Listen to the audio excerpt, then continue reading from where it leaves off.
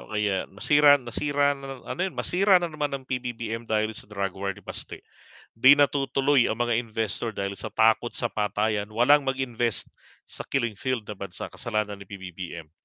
Exactly, ganyan talaga mangyayari na naman diyan. Imagine niyo lang, eto pakita ko lang sa inyo 'tong, isang card na 'to. July 11, 2023 last year, okey, ni Noli Di Maandal. Tignan niyo July 1, 2023, Mayor Baste. Ikaw mayor nito, eh. Ulitin ko lang, July 11, 2023. So, isang taon ka ng mayor niyan, mahigit. Sabi niya rito, the supply of illegal drugs in Davao City has been very low for quite some time. Yun. The collaboration of Task Force Davao and the PNP at the city's checkpoints make it hard for pushers to enter or pass by. Yun. Kasi nga maraming mga ano checkpoints talagang mahigpit, 'di ba? Yang Task Force Davao at ang PNP. So, in just a matter of less than a year.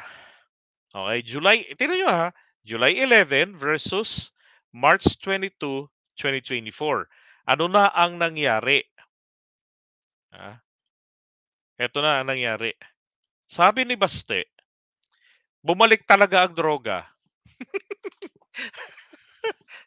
Bumalik talaga ang droga? Ay nako, bumalik talaga ang droga? I hereby declare that the city is at war against drugs. Nax, tanong ko pa nga rito bakit ngayon lang? Sabi niya, ibig sabihin yan, pasensyahan tayo. So what happened next? 'Di ba? Ilang oras lang, parang wala yatang 48 hours patay ang dalawang pinaghihinalaang pusher. Ang tanong, paano mako-confirm kung itong dalawang napatay nun ay mga pushers nga talaga? 'Di ba? Paano agad-agad na may na-detect agad sila? Ibig sabihin, checkpoint pa lamang pagkakita nila roon. Pak! Kasi sabi nito ni Dima Andal, nahihirapan ng mga to makapasok dahil puro sa mahigpit na mga checkpoints ng Task Force Davao at saka ng PNP. So magka-combine sila. Oh. Tapos, sabi ni Tony Baste, bumalik daw doon talaga yung ang droga.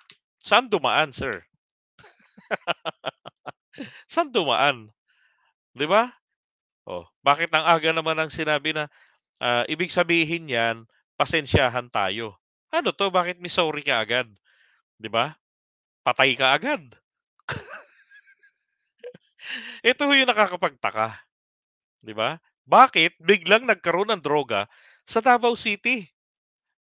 Dati galit na galit kayo, lalo nung sinasabi ni Mar Rojas na may droga sa Makati, may droga sa Davao.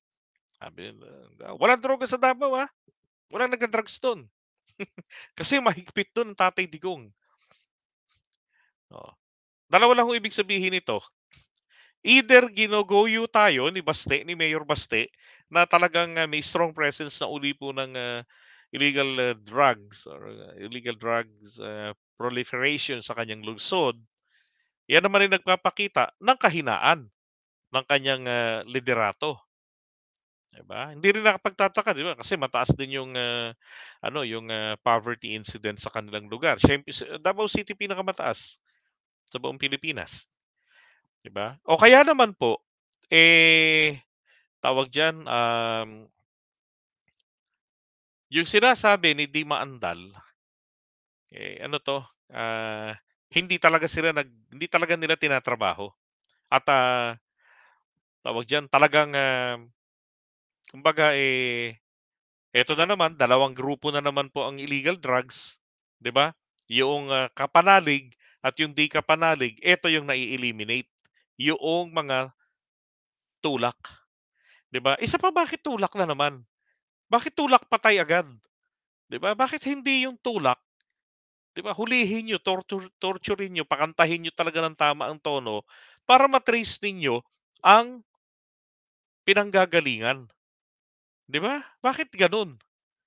Patay agad. So, ibig sabihin wala na namang way para malaman kung sino pinanggagalingan ng droga. Tapos isisisi na naman dito ni Maharlika na, "Oh, mabuti pa si Baste, nakatepok agad ng dalawang, pusher, samantalang si Kuting." 'Di ba? Puro mga big time items at big time yung mga nahuhuli ng kanyang mga tauhan. Walang namamatay. Ayan 'no. Pero alam niyo hindi ho maganda talaga sa bansa natin ang imaheng ito na ginawa naman 'yan ni Baste, 'yan. 'Di ba? Na drug war against, drugs. O tapat lang, 'di ba? Tapos patayan system. Palagay ko kinakailangan dito imbestigahan itong LGU na 'to. Bakit ngayon lang ikaw nag-declare? Kasi ngayon lang nagkaroon ng illegal drugs ulit? O baka naman, talagang, mahina ka lang o kung hindi man mahina ka, talagang dati ng meron, pero pinababayaan niyo lang. Ano lang naman po 'yan sa dalawa, 'di ba? Yeah, I agree, Flor de Rico, na 'yan ang gusto nilang mangyari, magulo ang imahe ng Pilipinas. Oh, nang sa gano'n, sasabihin nila talaga na, "Hindi, buti pa si Tatay Digong kasi nung panahon niya." 'Di ba? This is a new tactic sa mga Duterte para makakalimutan ang issue ni Kibuloy at yung 51 billion, 'di ba? Ako naniniwala ako diyan sa discarding ganito. Pero dapat po tayo hindi po dapat maging makakalimutin ang mga Pilipino. Tandaan natin 'yan. Hindi na ipaliwanag ng maayos ni Pulong etong 51 billion na staggered na nakuha niya mula ron sa kanyang unang termino bilang kongresista. Open the book ang sinisigaw ng tatay niya na siya pala dapat ay nag-open the book din po ng kanyang 51 billion. Anong nangyari, 'di ba? Na-acquired mo 'yan during your term. O ano na nangyari sa pera na 'yan? Saan na napunta? Hmm, walang gano'ng paliwanag, 'di ba?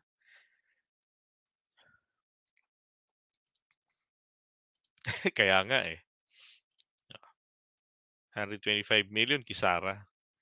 Kay Mr. JDB, I salute you. We're a civilized country. Moving forward lang tayo. Innocence of the law excuses no one. Yeah, I agree po.